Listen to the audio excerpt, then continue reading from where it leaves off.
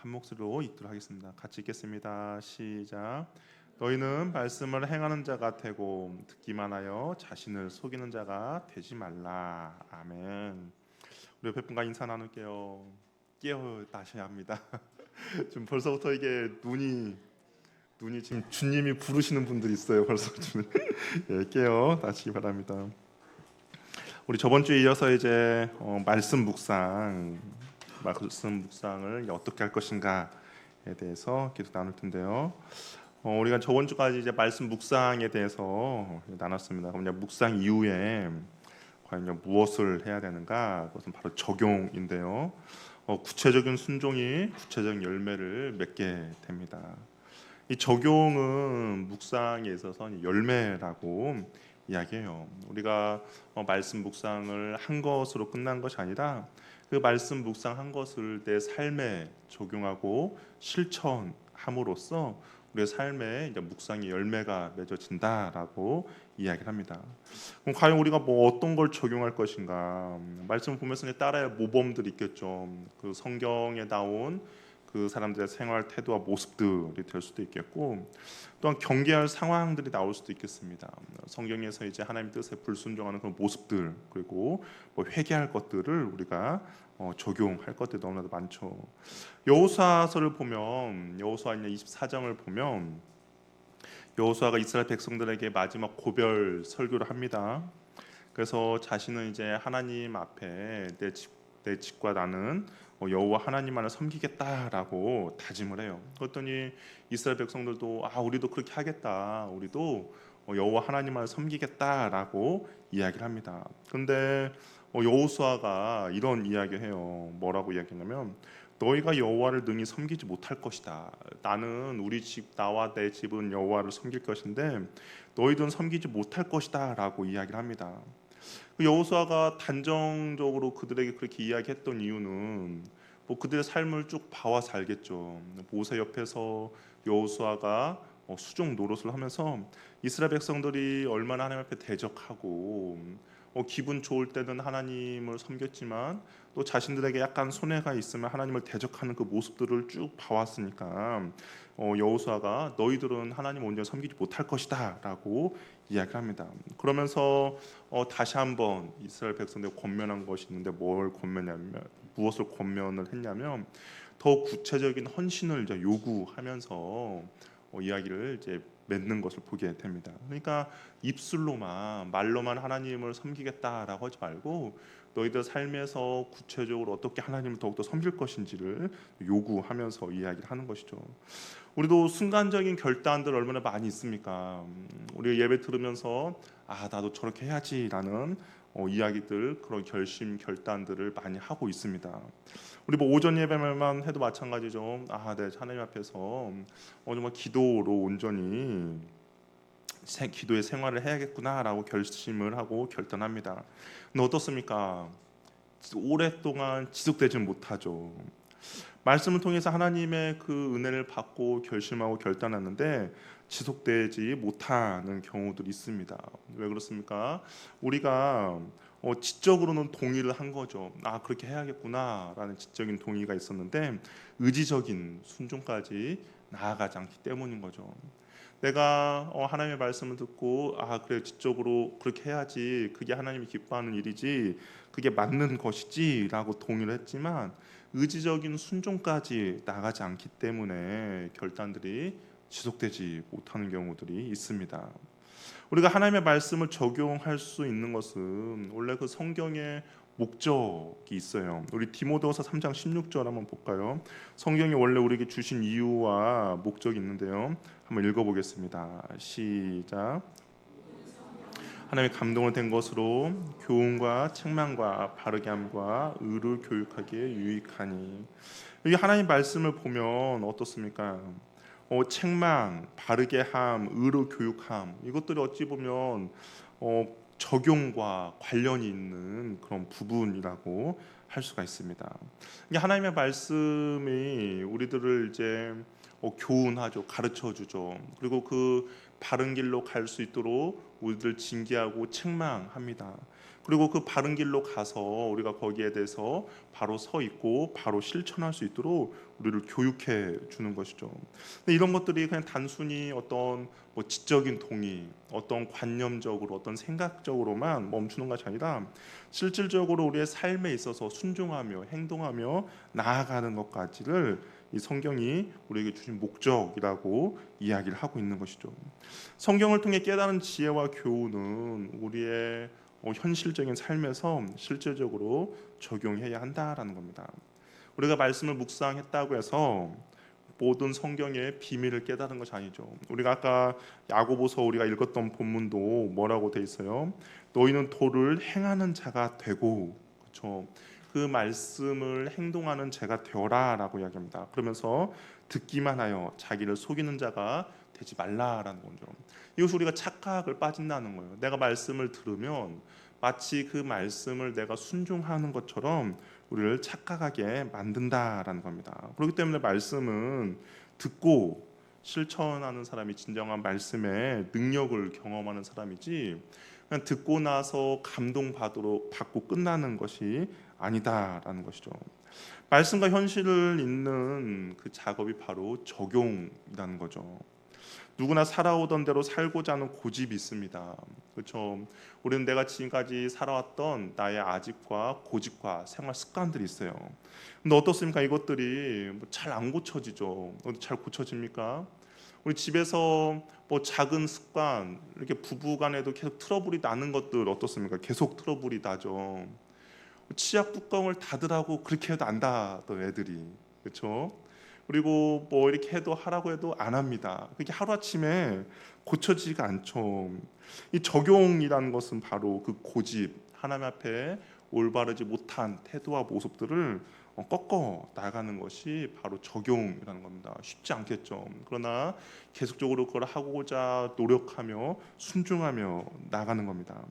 말씀을 잘 묵상했는지 결국에는 그것이 우리의 삶으로 나타내고 행위로 증명이 되는 것이죠. 우리 마태복음 7장 24절 말씀도 한번 읽어볼까요? 예수님께서 하신 말씀입니다. 한번 읽어보겠습니다. 시작.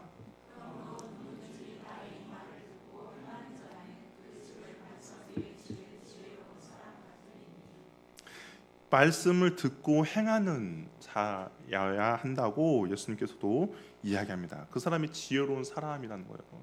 예수님께서 산상수훈을 통해서 얼마나 많은 말씀을 쏟아냈습니까? 근데 그것이 단순히 그냥 내 귀를 즐겁게 하기 위함이 아니라 무엇입니까? 듣고 행해야 한다라고 이야기를 하고 있는 것이죠. 지혜로운 사람은 말씀을 적용하는 사람입니다. 적용을 잘해야 우리가 잘 들은 거죠. 말씀을 깨달아도 순종까지 나아가기는 어렵습니다. 예를 들어서 그렇죠. 뭐 원수를 사랑해라, 뭐 자기를 부인하라라는 말씀이 주어졌을 때 어떤 의미인지는 알겠어요. 어떻게 해야 되는지 알겠습니다. 그러나 그것이 순종하지 않는다면 아무 의미가 없는 것이죠. 기도하라라는 말씀을 들었는데 기도하는 거 유익이 있다는 거 압니다. 너무 좋습니다. 그런데 기도하지 않으면 아무것도 아니다라는 것이죠. 요즘 인터넷이 많이 발달되고 그리고 설교도 유튜브에서 내가 좋아하는 설교를 많이 듣습니다. 좋은 설교 듣는 거 좋죠. 많이 들을 것을 권면합니다. 그런데 문제가 있어요. 어떤 문제냐? 설교를 음악 듣듯이 즐기고만 있다면 문제라는 겁니다. 우리 음악 들을 때 어떻게 합니까? 그냥 어떤 일을 할 때 음악 틀어놓고 그냥 듣는 거죠. 그런데 설교도 그렇게 듣는다는 것은 문제가 생기는 겁니다. 왜냐하면 내가 그럼으로써 좋은 설교를 많이 들음으로써 내가 좋은 신앙을 갖는다라고 착각할 수 있기 때문인 거죠. 말씀은 많이 듣는 것이 중요한 거 아니라 그 들은 말씀대로 실천하며 순종하는 것이 더욱더 중요하다라는 겁니다. 그러니까 아무리 많은 말씀을 듣더라도 내가 그 말씀 가운데 순종하지 않는다. 내가 정말 말씀을 하루에 수십 개씩 듣더라도 그 말씀을 그냥 나의 귀의 어떤 즐거움으로만 끝난다라는 것은 결국엔 나의 삶이 바뀌지 않는다는 것이죠. 한 편의 설교를 듣더라도 그 설교 가운데 실천하며 순종하며 적용하며 나아가는 것이 오히려 100편 수천 편의 설교를 듣는 것보다 더 더 낫다라는 겁니다. 삶을 변화시키기 위해서는 그만한 대가 지불을 해야 하는 것이죠. 순종을 잘하는 사람이 결국에 묵상을 잘하는 사람이라는 겁니다. 그럼 묵상을 이제 적용해서 완성이 되는데 우리가 적용을 이제 어떻게 해야 되는가? 그 첫 번째는 먼저 개인적으로 적용을 해야 한다라는 것이죠.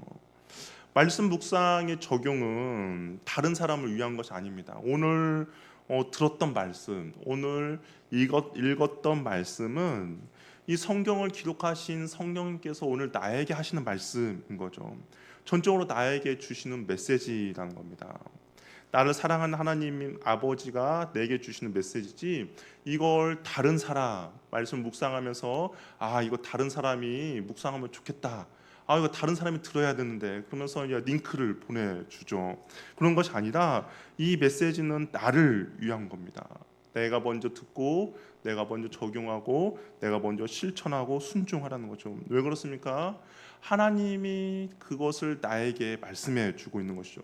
내가 그 말씀 가운데 감동이 있다라는 거, 내가 그 말씀 가운데 찔림이 있다는 것은 내가 그 말씀 가운데 순종해야 할 것을 하나님께서 요구하고 원하고 있다라는 것이죠. 그렇기 때문에 그 말씀은 내가 하나님 앞에 어떻게 반응하고 적용할 것인지 그것이지, 다른 사람이 말씀 앞에 어떻게 반응하고 적용할 것인가가 아니다라는 겁니다.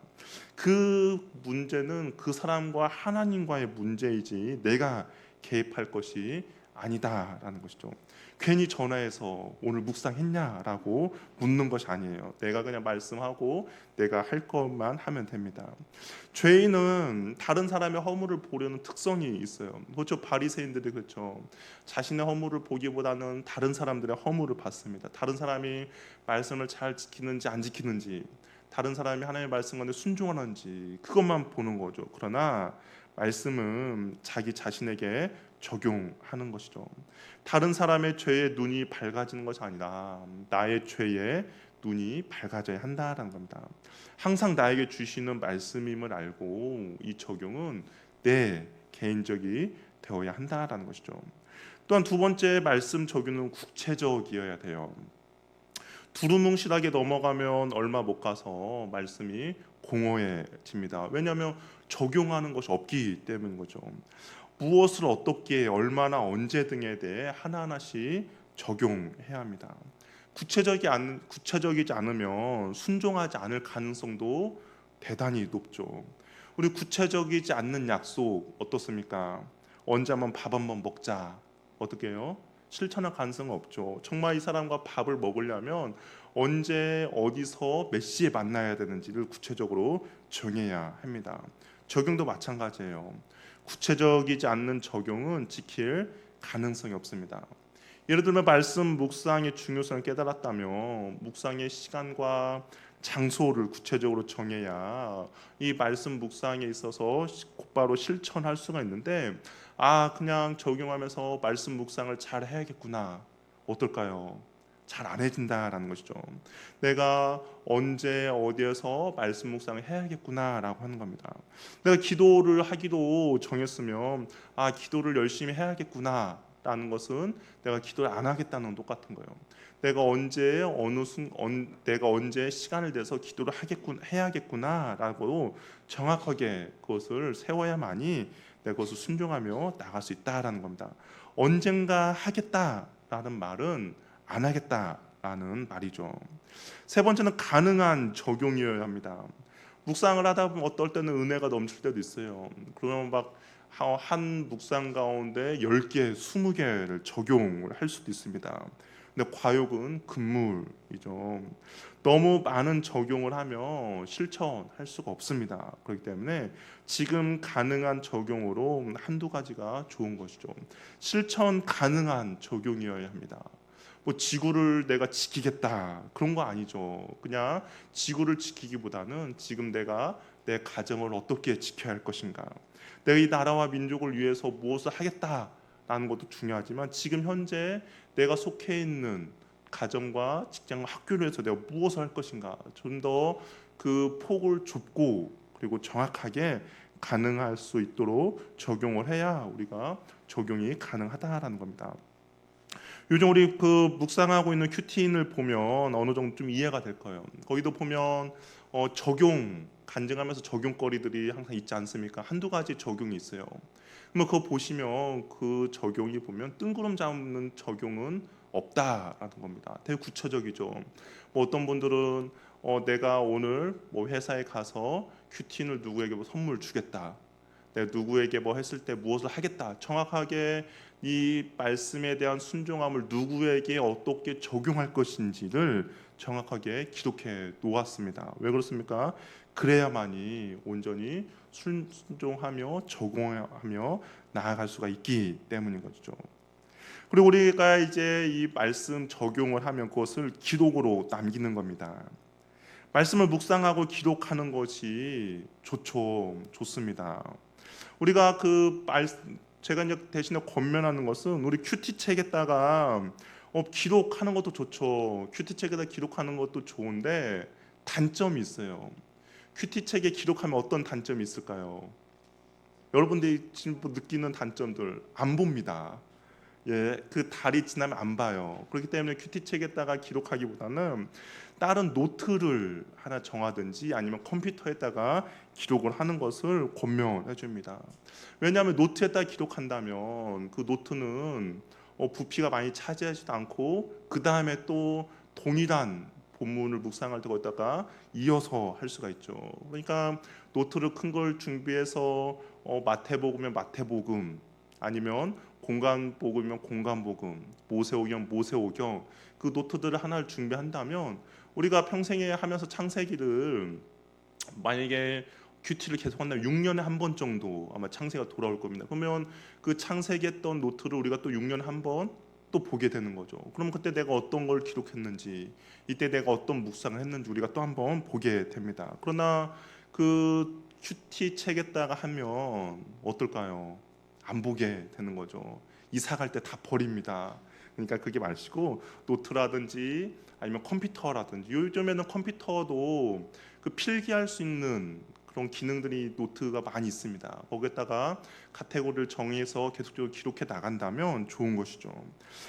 말씀을 묵상하는 건 당연히 좋죠. 우리 신명기 17장을 보면 하나님께서 왕에게 요구하는 것이 있어요. 왕이 되면 말을 많이 두지 말고 은금을 많이 하지 말고 그런 조건들이 있습니다. 그런데 거기 이제 마지막 정도 보면 왕이 해야 할 일들 중에 어떤 일이 있냐면 그가 왕위에 오르거든 율법서의 등사본을 레위 사람 제사장 앞에서 책에 기록하여 평생 자기 옆에 두라고 이야기를 하고 있습니다. 우리 한번 생각해보세요. 왕이 하나님의 율법서를 직접 기록을 하라고 명령을 내렸어요. 우리가 이거 할 때 딴 사람 시키면 되잖아요. 왕이니까 신하 시켜서 너 이거 필사를 해라. 그리고 한 거 나한테 가지고 와라고 해도 좋은데 하나님께서는 그렇게 하지 말라고 해요. 하나님께서는 뭐라냐? 너가 손수 사본을 하나 만들으라라고 이야기합니다. 기록을 하라는 거죠. 그러면서 다른 사람을 시켜도 되지만 그렇게 하는 것이 아니라 너가 직접 하나님의 말씀을 기록하고 남기다라는 것이죠. 자신이 사용할 사본을 만들 때 몸소 시간을 들여서 만들라라고 이야기합니다. 손으로 한자 한자 베끼는 거예요. 말씀 묵상을 기록을 하는 것이 바로 이와 같다라는 겁니다. 그냥 읽고 내 관념적으로 이렇게 해야겠다라고 끝나는 것이 아니라 그 읽었던 말씀을 내가 기록으로 남기는 겁니다. 그러면서 그 말씀 가운데 내가 어떻게 반응할 것인가, 어떻게 적용하고 어떻게 순종할 것인가를 남기는 것이죠. 우리 요즘 보면 영성일기 이야기가 많이 나오죠. 영성일기 어떻게 보면 기록을 남기는 것이 영성일기와도 같죠. 하나님의 말씀 가운데 내 자신을 솔직하게 되돌아보고 그 말씀을 통하여서 내가 느꼈던 감정들, 내가 느꼈던 생각들을 기록해 나가는 겁니다. 기록을 하다 보면 그 말씀 묵상했던 것들이 일목요연하게 정리가 되는 것이죠. 그리고 그냥 추상적으로 파편적으로 기록됐던 그 묵상했던 말씀들이 내가 어떻게 구체적으로 해야 되는지를 명확하게 그것이 기록되어 있다라는 겁니다. 그렇기 때문에 말씀을 기록하는 것이 너무나도 좋은 것이죠. 또한 이것이 우리 자녀들에게 믿음의 유산을 남기는 하나의 방편이라는 거죠. 우리 보세요. 우리 부모님 세대들 우리가 생각할 때 우리 부모님 믿음이 좋아라고 이야기합니다. 우리는 그것을 보고 직접 어떻게 했는지를 알기 때문에 그런 이야기를 하죠. 그러나 우리 자녀들이 우리 부모님에 대한 믿음이 좋다 안 좋다를 어떻게 알 수 있겠습니까? 그냥 또 할머니 할아버지 이랬어가 아니라 만약에 할머니 할아버지 부모님들이 기록했던 그 묵상의 노트들 기록한 노트들이 있다면 그것을 자녀들이 보고 또한 그것을 손자들이 봤을 때 얼마나 좋은 믿음의 유산이 되겠습니까? 그걸 보면서 느꼈던 사람의 감정들, 힘들었을 때 하나님 앞에 어떤 기도로 나아갔는지에 대한 기록들이 믿음의 유산이 되고 그것이 자녀들에게 좋은 믿음의 본이 되어줄 수 있다라는 거죠. 그렇기 때문에 반드시 그것을 꼭 기록하시기를 바랍니다. 그리고 그것을 기록함으로써 묵상한 기록의 노트가 쌓일 때 신앙의 경륜도 분명히 쌓이게 될 것입니다. 그리고 나서 기록하고 나서 우리가 해야 될 거 있는데 그것은 무엇이냐? 바로 기도하는 거죠. 우리가 준비 기도가 들어가는 기도라면 이 적용 기도는 나오는 기도라고 할 수가 있습니다. 이 적용 기도는 준비 기도만큼 중요하죠. 우리가 준비 기도도 내가 말씀을 묵상하며 말씀에 반응할 수 있도록 성령의 조명이 있도록 기도하는 거잖아요. 근데 이 마지막 적용 마무리 기도도 내가 이 묵상한 말씀대로 온전히 순종하며 실천할 수 있도록 하나님의 도우심과 하나님의 그 인도하심을 구하는 겁니다.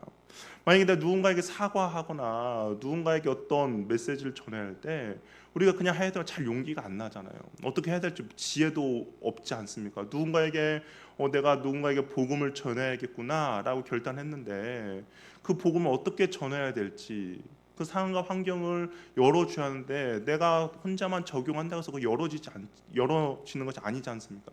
그러니까 하나님께 기도하는 거죠. 상황을 열어주고 적절한 타이밍을 주고 또한 그 순간 가운데 나에게 지혜가 있어서 내가 적절하게 복음도 전하고 또한 할 수 있는 상황과 환경을 열어달라고 적용이 좀 더 수월하게 될 수 있게 해달라고 하나님께 기도하는 것이죠. 우리가 깨닫고 결단한 만큼 살 수 있다면 얼마나 좋겠습니까? 내가 결단한 대로 순종하며 나아간다면 우리는 뭐 다 정말 세상을 변화시키는 그런 그런 사람이 됐을 텐데 근데 그것이 쉽지 않잖아요. 쉽지 않으니까 하나님께 도움을 구하고 용기를 구하고 믿음을 구하는 겁니다. 깨달음과 결단도 결국에는 우리의 몫이 아니죠. 하나님께서 그 일을 실천하고 순종할 수 있도록 우리를 붙들어 주어야 우리가 깨달은 말씀 가운데 순종하며 실천하며 나아갈 수가 있다라는 겁니다. 하나님이 힘 주시는 만큼 감당할 수 있어요. 그래서 우리가 적용 기도가 필요한 것이죠. 말씀 묵상을 하면 기도는 반드시 해야 합니다. 그래야 말씀과 연결이 되고 그 말씀 가운데도 순종할 수 있는 거죠. 만약에 말씀과 연결되지 않는 기도는 결국에는 넋두리가 될 때가 많죠. 말씀에 빠진 기도는 어떻습니까? 오래지 않아 공허한 메아리가 되고 또한 이 정욕과 욕심에 가득 차 있는 그런 기도로 흐르게 됩니다. 그러나 그 말씀이 우리의 방향을 정해주고 말씀이 우리의 기도를 정해주기 때문에 그 말씀 가지고 기도하는 사람은 정욕과 욕심과 욕망에 따라 기도하는 것이 아니라 하나님의 뜻과 하나님의 나라를 위해서 기도하게 되는 것이죠. 그렇기 때문에 말씀을 잘 묵상하면 바른 기도로 또한 나아가게 된다는 것이죠. 본문 말씀을 통해서 하나님의 나를 만나 주시도록 기도하고 또한 내가 깨달음을 주시도록 기도하며 내가 깨닫게 하신 말씀을 행할 수 있는 능력을 달라고 우리가 기도하는 겁니다. 그러면서 이제 말씀 묵상을 하다 보면 말씀 묵상을 가지고 기도하다 보면 기도 제목도 생기겠죠. 내가 원하는 기도 제목이 아니라 하나님이 원하는 기도 제목도 생깁니다. 묵상하는 가운데 우리가 하나님의 나라와 하나님의 의를 구하는 거, 또 묵상하는 가운데 그 말씀 묵상을 통하여서 내 삶과 우리 가정을 돌아보게 되는 것이고, 또 말씀 묵상을 통하여서 우리의 이웃들을 생각하게 되는 거죠. 그러면 그것이 우리가 하나님이 나에게 주신 기도 제목이 되는 겁니다. 내가 하나님 앞에 원하고 바라는 것을 아뢰는 것이 아니라 하나님이 나를 통해서 하시고자 하는 기도 제목이 되는 거죠. 그래서 그걸 가지고 우리가 기도하는 겁니다. 우리 오전에 말씀 나눴던 것처럼 하나님은 우리의 기도를 통하여서 일하시기로 작정하셨죠. 그러면 하나님께서 그 기도 제목을 주셨다는 이유는 무엇입니까? 너의 그 기도를 통해서 내가 일하시겠다라는 또 하나님의 약속입니다. 그렇기 때문에 우리가 그 말씀 묵상을 통해서 하나님의 기도 제목을 가지고 우리가 기도하면 하나님께서 그 일을 행하시고 그 일을 이루어 가신다라는 겁니다. 그렇기 때문에 말씀과 기도가 연결이 되면 가장 강력한 기도가 되는 것이죠. 그래서 우리가 그 말씀 묵상에 반드시 기도가 뒤따라야 한다라는 겁니다. 이제 나눔이에요. 말씀 묵상을 하면 이제 중요한 것은 나눔입니다. 은혜는 나눌수록 더욱더 커진다라는 거죠. 묵상은 하나님을 개인적으로 만나는 그런 경건의 시간이라면, 이 말씀의 나눔은 결국에는 공동체 안에서 그 은혜를 흘려 보내는 겁니다. 은혜라는 것은 그렇죠. 우리가 뭐 흔히 이런 이야기 들으셨을 거예요. 사해 바다가 죽은 바다라고 이야기를 많이 합니다. 그 이유가 뭐 다른 것이 아니에요. 물은 위에서 받아들이는데 그것을 밑으로 흘려보내지 못하니까 그 안에 물이 고이고 그러면서 그 염도가 높아져서 이제 죽은 바다라고 이야기합니다. 은혜는 그런 것 같아요. 은혜는 내가 받았다면 그 은혜는 흘려보내야 내 안에서 또 다른 은혜들이 계속적으로 흘러가는 거죠. 그것을 나 혼자만 간직하고 있다면 그건 결국에는 사회 바다와 같은 그런 일이 벌어진다라는 겁니다. 그렇기 때문에 내가 말씀 묵상을 통하여서 받은 은혜는 반드시 누군가에게 그 은혜를 나누라라는 것이죠. 나눔은 말씀 묵상을 통해 들은 하나님의 음성과 변화된 나의 삶을 다른 사람과 나누는 겁니다. 이것은 어찌 보면 증인의 삶이고, 그리고 공동체의 덕을 세우는 거죠. 말씀의 나눔은 은혜를 나누고 성령의 역사를 일으키죠. 그리고 가정과 교회와 세상을 회복시키는 기초가 되는 겁니다. 우리 흔히 말해서 간증 같은 거 듣잖아요. 뭐 간증 같은 거 종종 듣습니다. 간증을 들으면 어떻습니까? 간증을 들으면 어때요? 화나는 건 아니잖아요. 간증 들으면 나도 저 사람처럼 하나님 앞에 좀 신실하게 바로 서고 싶다. 나도 저 사람처럼 하나님의 말씀 가운데처럼 반응을 하고 싶다. 나도 하나님을 정말 저렇게 섬기고 싶다라는 동기부여가 되는 거죠. 그것이 간증의 효과 아닙니까? 이 말씀 나눔도 마찬가지죠. 내가 누군가가 하나님께 받은 은혜의 말씀을 나눔으로써 그걸 듣는 사람들도 나에게도 저런 하나님의 은혜가 있었으면, 저 사람도 저렇게 하나님 말씀 가운데 반응하는데 나도 하나님 말씀 가운데 저렇게 반응해야지라는 그런 동기부여를, 그리고 그런 은혜를 동일하게 나누게 하는 것이죠. 그것이 바로 말씀 은혜를 받은 것을 나누는 겁니다. 이게 말씀은 한 개인에게 주는 것이지만 동시에 공동체에게도 주어지는 것이죠. 하나님의 관심은 개인에게도 있지만 또 한편은 무엇이에요? 교회 공동체에도 하나님은 관심을 갖고 계십니다. 우리가 사도행전을 보면서 계속 알겠지만 하나님은 그 교회가 어떻게 이루어지고 교회를 통해서 하나님께서 무엇을 하고 싶은지를 그 사도행전에 계속 기록되어 있죠. 그처럼 개인의 관심뿐만 아니라 교회에 대한 관심도 있는 거죠. 그래서 교회 공동체는 말씀의 나눔의 공동체가 되어야 합니다. 이 교회라는 것이 무슨 세상에서 말하는 노타리 클럽이 아니죠. 무슨 동아리 모임이 아닙니다. 교회의 핵심은 하나님의 말씀의 나눔입니다. 묵상은 하나님과 1대1로 하는 것이 있지만 나눔은 공동체 안에서 함께 하는 것이죠.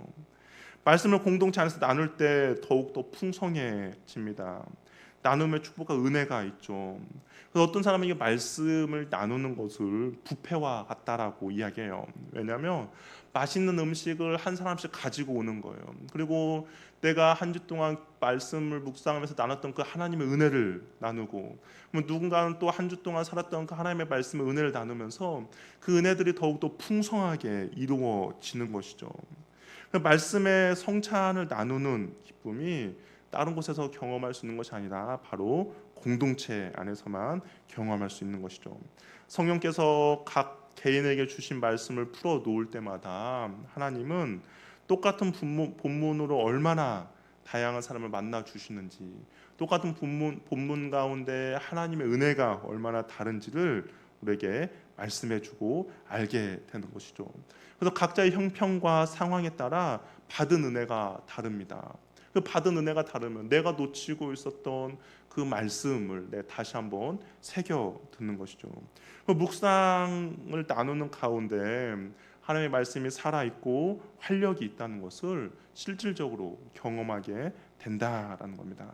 그래서 말씀 중심의 교제가 이루어져야 건강한 교회 공동체가 세워지는 거죠.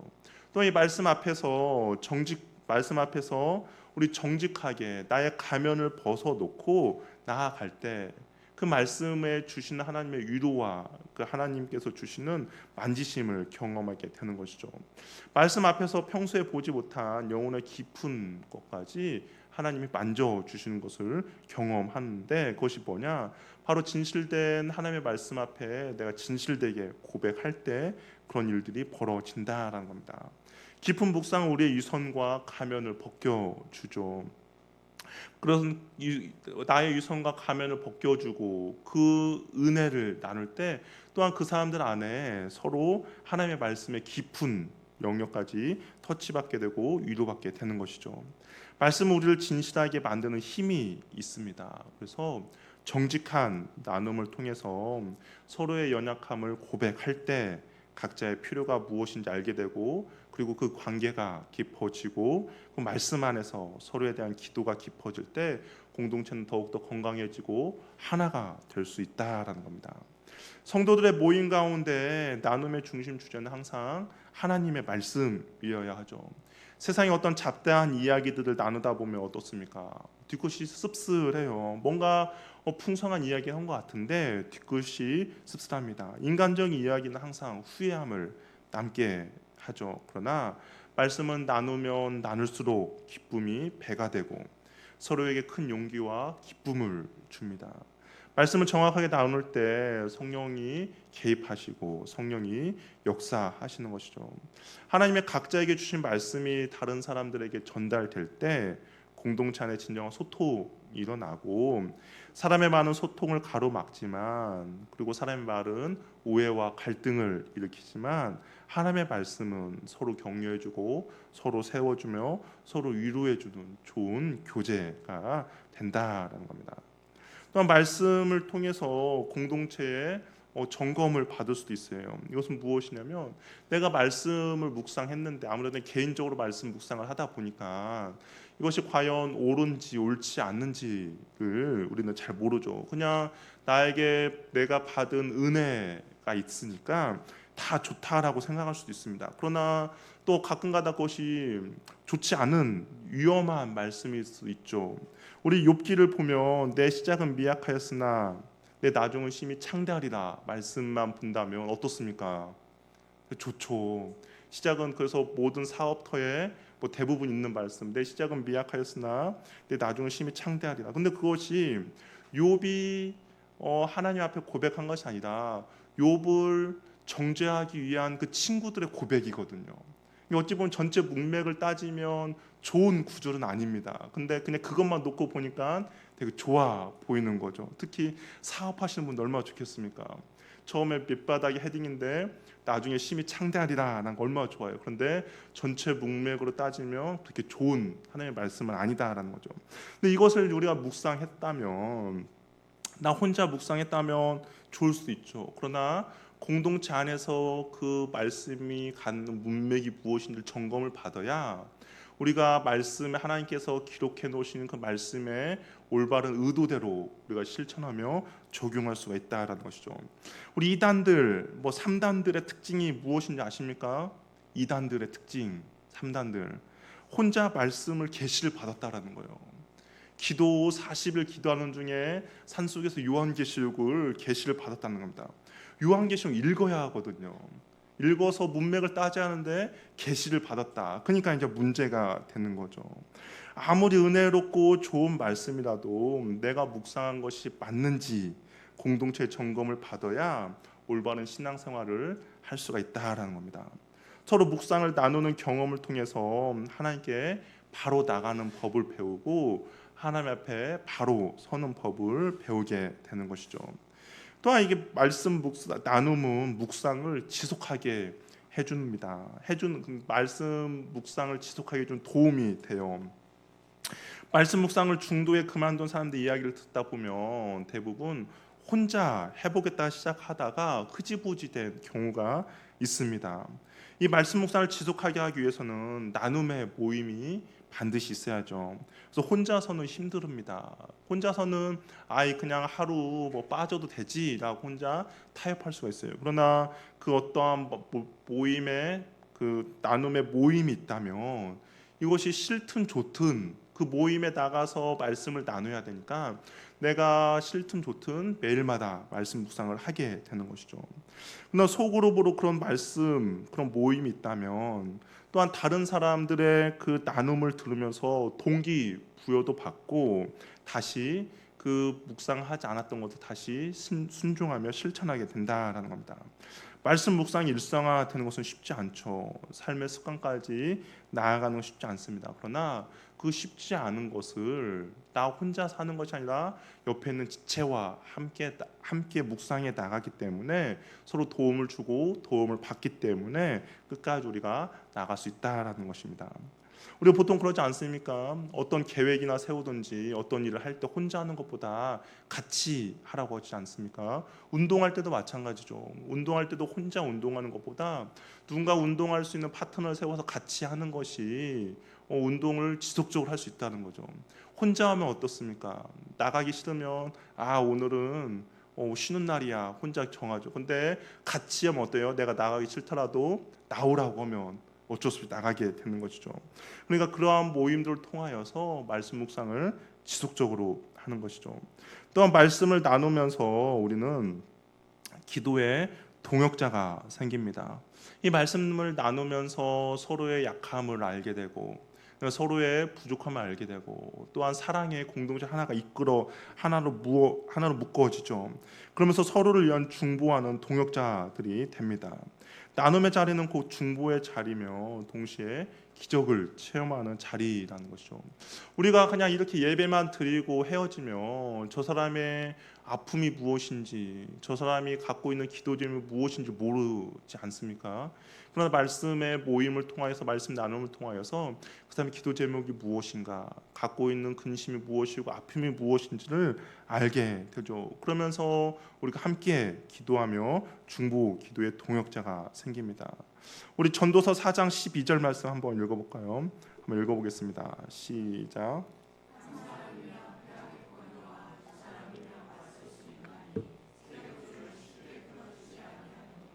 세겹줄은 쉽게 끊어지지 않는다라는 겁니다. 그러니까 우리가 그런 기도의 동시에 많으면 많을수록 좋은 것이죠.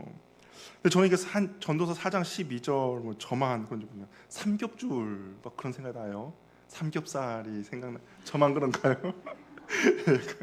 그런데 아무튼 이게 끊어지지 않는다라는 거는 그러니까 같이 동역하고 붙들어 주면서 우리가 끝까지 나아갈 수 있는 것이죠.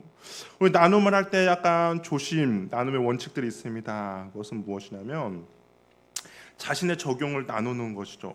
남의 이야기나 본문의 설명을 본문의 이야기를 많은 시간을 갖는 것이 아니라 그냥 하나님이 나에게 주신 말씀, 하나님이 나에게 주신 말씀에 대한 내가 어떻게 순종해야 되는지 그것을 나누며 적용을 어떻게 할 것인지를 나누는 겁니다.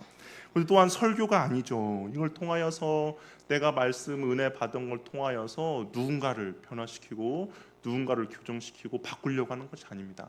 그냥 하나님께서 주신 말씀을 가지고 그 은혜가 무엇인지를 나누는 것이죠. 개인적으로 정직하게 말씀 묵상하는 것을 나누는 겁니다.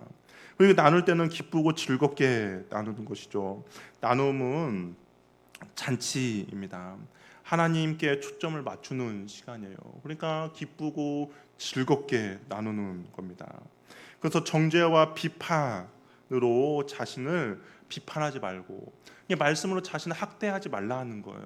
말씀이 하나님께 주시면 나는 이 말씀을 보니까 막 쓰레기 같아, 내 인생은 막 그렇게 하지 말고 말씀 가운데 나를 정죄와 비판, 자아를 비판하지 말고 그냥 하나님이 나를 얼마나 사랑하시고 하나님이 얼마나 나에게 은혜를 베풀어 주시는지 그것을 나누는 겁니다. 즐거운 나눔의 시간이 되는 것이죠.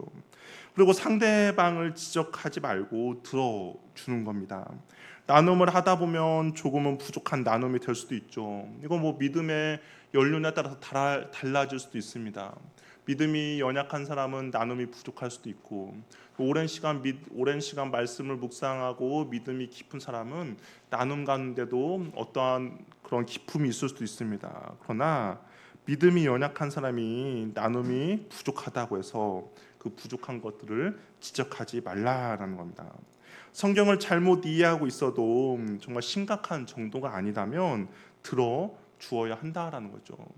우리가 말씀에 대한 했을 때 솔직히 말씀에 이것이 옳으냐 옳지 않냐보다는 우리 어떤 전통이 그 말씀을 옳게 했냐 옳지 않느냐로 따지는 경우가 많이 있거든요. 나의 어떤 경험과 나의 전통과 나의 오랜 신앙생활의 어떤 그런 경륜이 마치 이 사람이 말씀 묵상한 것이 지금 잘못됐다라고 할 수도 있다는 겁니다. 그런데 그럴 때마다 꼬집어서 지적하지 말고 그냥 나누다 보면 그 또한 올바른 말씀의 묵상으로 나올 수가 있다라는 겁니다. 이단적인 것만 아니다면 내가 하나님이다 예수다고만 이야기하지 않는다면 그냥 들어주면 된다라는 것이죠. 영적으로 어린아이의 단계에 있는 사람은 격려하고 인정해 줄 때 더 열심히 말씀을 묵상하게 되고 나누게 된다라는 것이죠.